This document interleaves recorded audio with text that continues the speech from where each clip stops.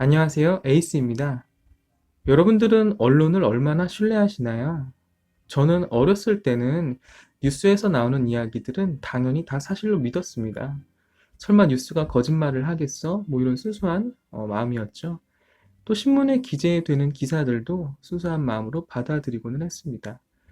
제가 어렸을 때는 신문을 상당히 많이 봤었어요. 지금이야 뉴스를 전부 스마트폰이나 PC로 접하니까 신문 볼 일이 거의 없지만 현재 나이가 30대 중후반 이상인 분들은 아마 다 기억나실 거예요. 2000년대 초반에는 무료 신문이라는 것이 있었습니다. 서울시 그 지하철역 출근길에 전철 입구에서 그 메트로라든지 포커스 또는 줌 뭐 이런 이름의 여러 종류의 무료 신문들이 있었어요. 그래서 출근하는 시민들이 다 손에는 신문을 들고 있었고 보다가 내릴 때에는 그 전철 위에 짐을 놓는 곳에 자연스럽게 신문을 두고 내리고 또 다른 사람들이 보고 뭐 그랬었죠. 무료니까 서로 욕심내지도 않고 나중에는 그 신문만 수거해 가시는 어르신들도 계시고 그랬습니다. 그 무료 신문들이 처음에는 그래도 나름 기사들이 가득한 신문이었는데 나중에는 거의 뭐 광고가 기사보다 더 많은 하나의 광고지처럼 전락하면서 시민들에게 외면을 받고 사라졌던 것으로 기억을 해요. 아무튼 종이신문은 인쇄가 되어서 출간이 되는 것이기 때문에 기록이 남죠. 오보나 수준 이하의 기사가 나오면 언론사도 그에 대한 직접적인 타격을 받습니다. 지금도 물론 종이신문이 나오기는 하지만 이용하는 사람들이 그 판매 부수가 많이 줄었겠죠. 그 자리를 지금 인터넷 뉴스 기사들이 차지를 하게 되고요. 이 기사들은 애써 찾아보지 않는 이상 노출되지 않는 것들도 많고 기자님들이 아무 기사들이나 막 써도 수정하기도 쉽고 삭제하기도 쉬운 시스템입니다. 그러다 보니 그냥 아무 기사나 막 쓰는 거죠. 아니면 말고식의 기사들, 요즘 말로 어그로 끄는 기사들, 또 아무 내용도 없고 근데 헤드라인만 자극적으로 뽑아서 조회수 올리는 기사들, 혹은 그냥 복사해서 붙여넣는 기사들도 너무나 많이 보게 됩니다. 저는 최근에 일어나는 사건들과 그에 대한 뉴스 보도를 보면서 한 개인으로서 솔직히 좀 화가 나고 어이가 없는 부분들도 있고요. 제가 전문가는 아니지만 한 명의 시민의 입장에서 제 생각을 조금 나누고 공유하고 싶어서 용기를 내 영상을 찍게 되었습니다. 제가 전달하는 내용이 사실과 다르거나 제가 전달하는 내용들에 대해서 다른 의견들 또는 동의하는 의견들이 있다면 댓글을 통해서 의견을 주시면 좋을 것 같아요. 저도 보면서 공부해 보도록 하겠습니다. 첫 번째 이야기 시작해 보겠습니다. 첫 번째 주제는 코로나 백신과 관련된 이야기인데요. 요즘 언론들이 굉장히 많이 써내는 주제 중에 하나죠. 이 코로나 백신과 관련된 언론들의 주된 비판, 주된 요지는 정부의 대응에 대한 것이에요. 예를 들면 다른 나라들은 이미 백신 접종을 시작한 나라도 있고 또는 아직 시작은 안 했지만 국민들이 충분히 접종하고도 남을 만큼의 많은 백신을 확보했는데 우리 정부는 그동안 뭐 했느냐라는 것이죠. 맞습니다. 충분히 일리가 있는 지적이고요. 비판할 수 있는 부분이라고 생각을 합니다. 그런데 이 부분에 대해서 정부의 대응이 늑장 대응이다, 좀 소홀한 대응이다 라고 비판하는 것은 조금 생각해 봐야 할 문제가 아닌가 싶습니다. 결과로만 놓고 보면 당장 백신 접종을 시작하지 못했고 백신 확보도 제대로 이루어지지 않았으니 정부가 비판을 받을 수는 있습니다. 그래서 국민의힘 의원들, 야당 의원들과 안철수 대표 같은 분들이 정부를 향해 비난 수위를 올리고 있고 언론들도 굉장히 많은 보도를 하고 있죠.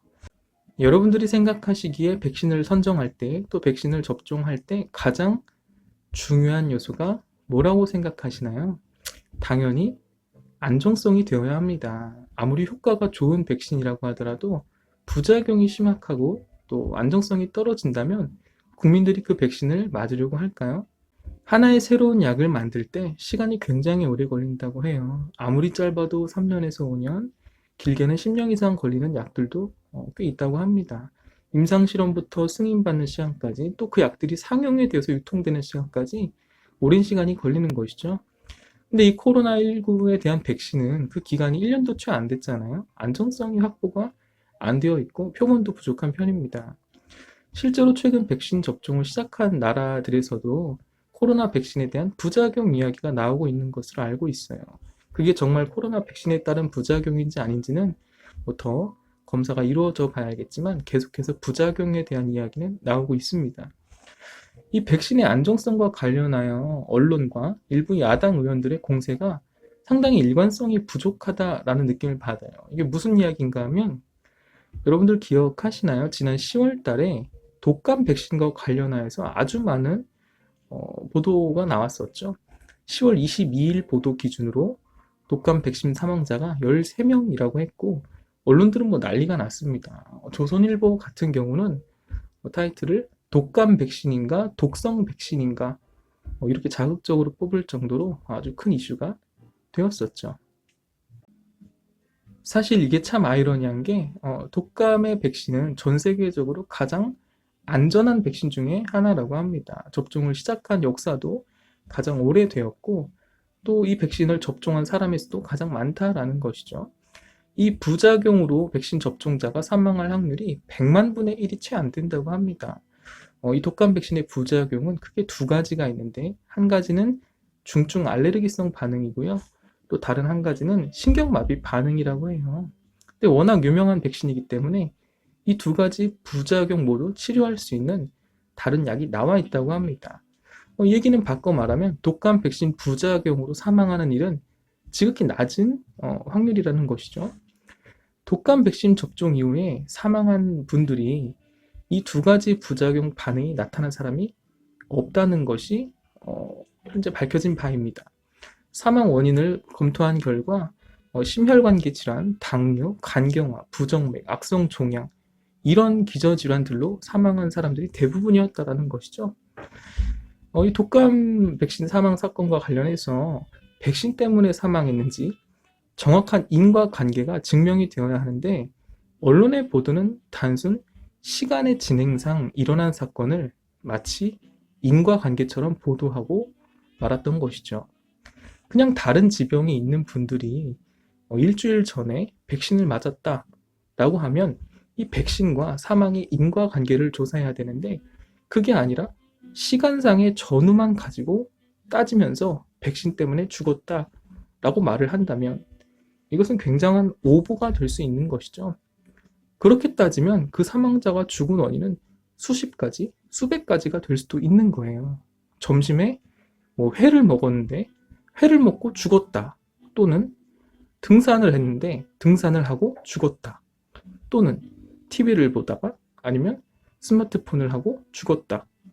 이렇게 되면 이게 뉘앙스가 상당히 이상합니다. 왜냐하면 회를 먹고 시간상 후에 죽은 것은 사실이거든요.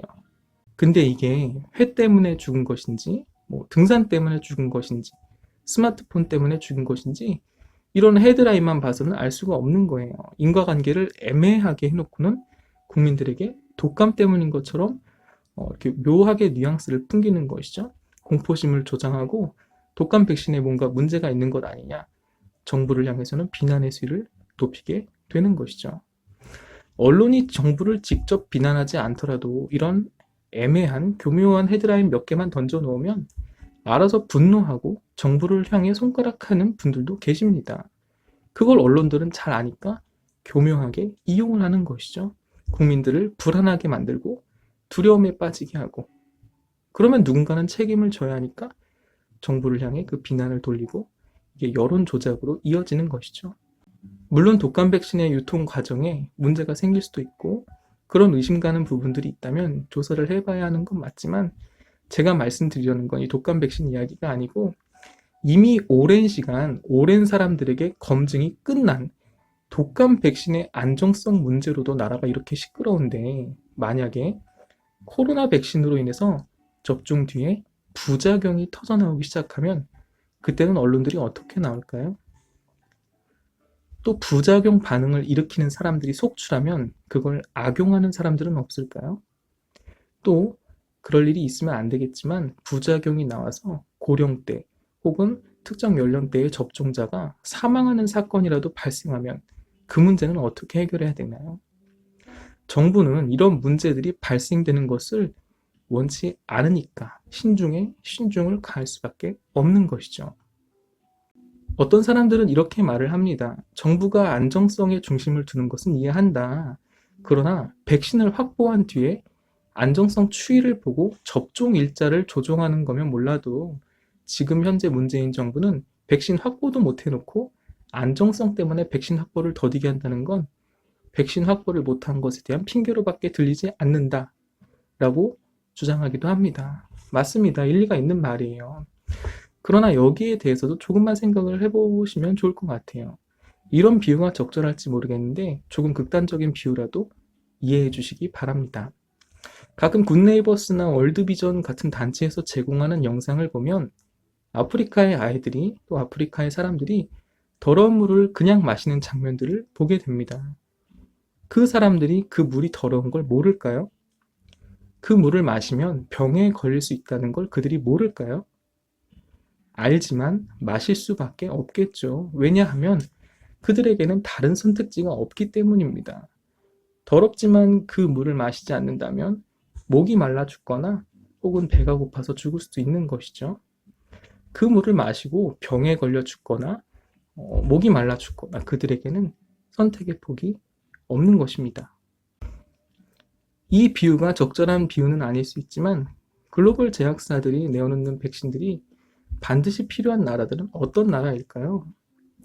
하루에 확진자가 20만 명 이상이 나오는 나라, 사회적으로 봉쇄를 하고 국경을 폐쇄한다고 해도 확진자 추이가 꺾이지 않는 나라들, 다 처리할 수 없을 정도로 시신이 쌓여가는 나라들, 이런 나라들은 어떻게 해야 할까요? 부작용이든 뭐든 일단 그 확진세를 꺾어야 한다는 생각을 먼저 할 수밖에 없겠죠. 그러니까 앞다투어서 백신을 확보하려고 하는 겁니다. 물론 예외인 나라도 있을 수 있겠지만 방역이 잘 된 나라일수록 백신에 대해서 조금 더 여유를 가질 수 있다는 말씀을 드리고 싶은 거예요.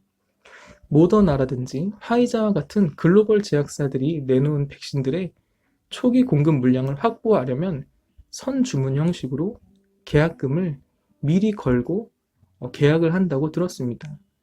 지금 우리 정부가 계약한 아스트라제네카는 아직 FDA 승인도 나지 않은 백신, 이것을 계약했다고 공격하는 사람들이 있는데 다른 나라들이 화이자나 모더나와 계약할 때는 거기도 승인이 나지 않은 상태였어요. 그렇게 계약을 해서 초기 물량을 확보한 것입니다. 그렇게 선주문 형식으로 계약을 했다가 그 백신 개발이 실패하면 그러면 그 계약금을 다 날리게 되는 것이죠. 만약에 우리나라가 그렇게 섣부르게 계약을 했다가 백신 개발에 실패해서 계약금을 날렸다고 해봅시다. 그럼 우리나라 언론들이 그때는 또 어떻게 반응을 할까요? 신중하지 못한 정부가 국민들의 혈세를 날렸다. 해외 제약사들의 배를 불렸다. 또는 나라 돈으로 외국 제약사를 배불렸다. 뭐 언제까지 이 정부의 세금을 꼬박꼬박 내야 하는가? 라는 식의 비판적인 기사들이 아마 나올 수 있을 거예요. 또는 그렇게 선주문 계약으로 초기 물량을 들여온 백신, 그렇게 접종을 시작했다가 백신에 만약에 부작용이 나타나면 어떻게 될까요? 그땐 또 언론들이 가만히 있을까요?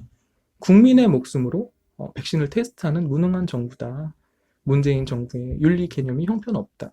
사람이 먼저라더니 검증 안 된 백신을 국민에게 투여했다. 이 정부가 사람을 죽였다.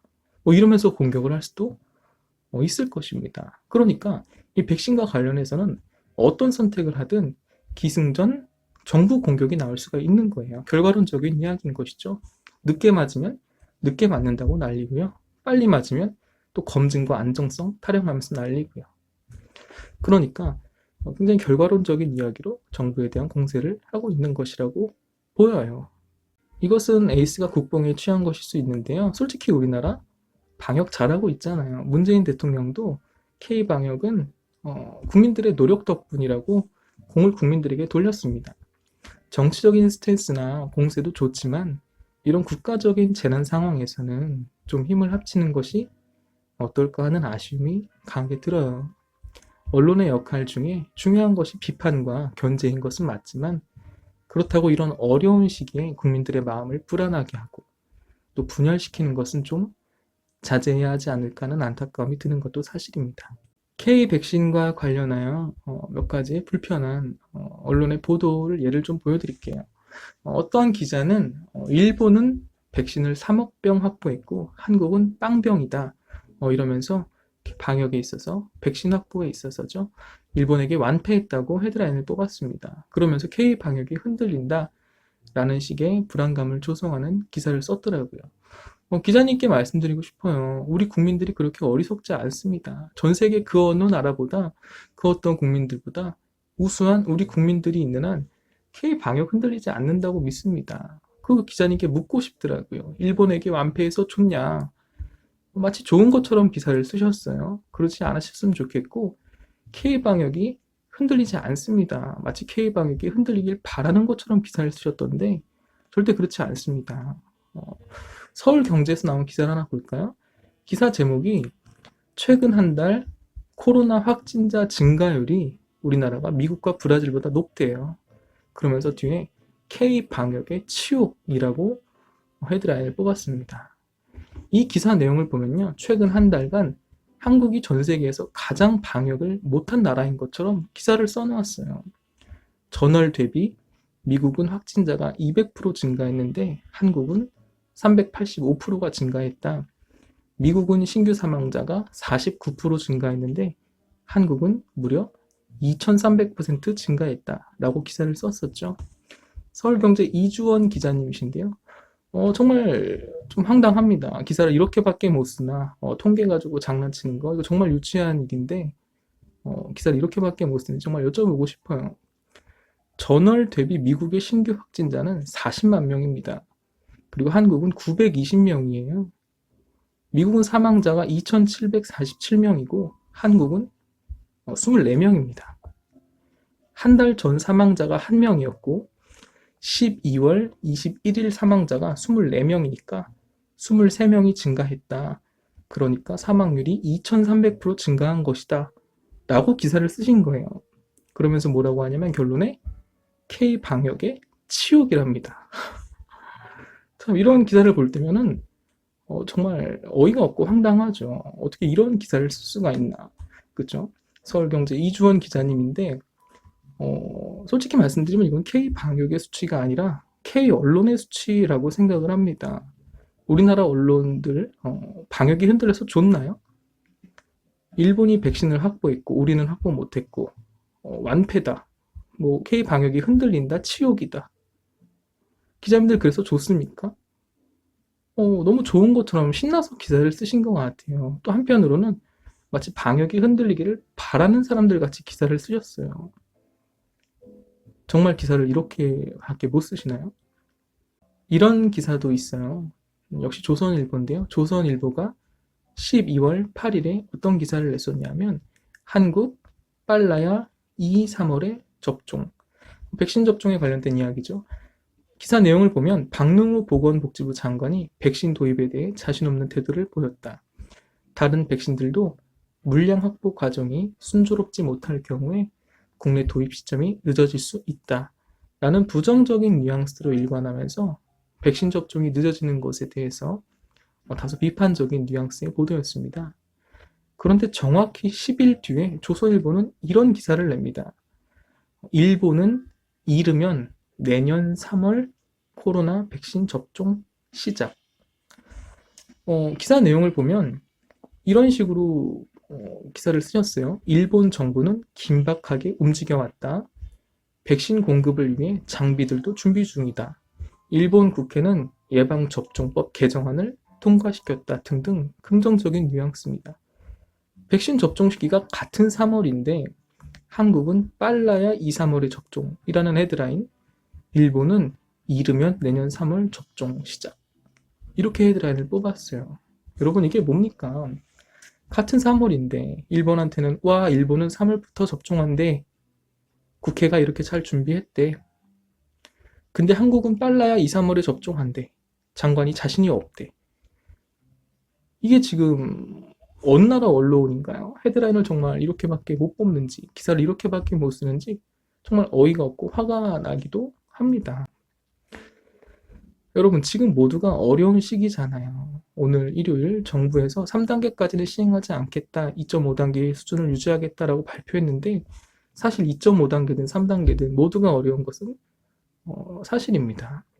이럴 때일수록 더 따뜻하게 서로 힘을 주고 또 힘을 모아서 방역에 힘쓰면 확진자가 줄어들 수 있을 것 같은데 언론들이 이렇게 국민들의 힘을 빼고 불안감을 조성하고 또 국민들을 분열하게 만들면 되겠습니까? 정치적인 스탠스, 비판, 비난 다 이해는 합니다만 이런 어려운 시국에는 조금 자제하는 것이 어떨지 안타까운 마음이 들어요. 코로나 백신과 관련된 저의 개인적인 생각들, 또 언론 보도의 아쉬움 등을 두서없이 쭉 이야기해 봤는데 긴 영상 이야기 시청해 주셔서 감사하고요. 제 생각과 동의하시는 분들, 같은 생각을 가신 분들도 있고 또 동의하지 않으시는 분들도 있을 거예요. 다양한 의견들 주시면 저도 참조해 보면서 사고의 유연성을 갖도록 노력해 보겠습니다. 시청해 주셔서 감사합니다.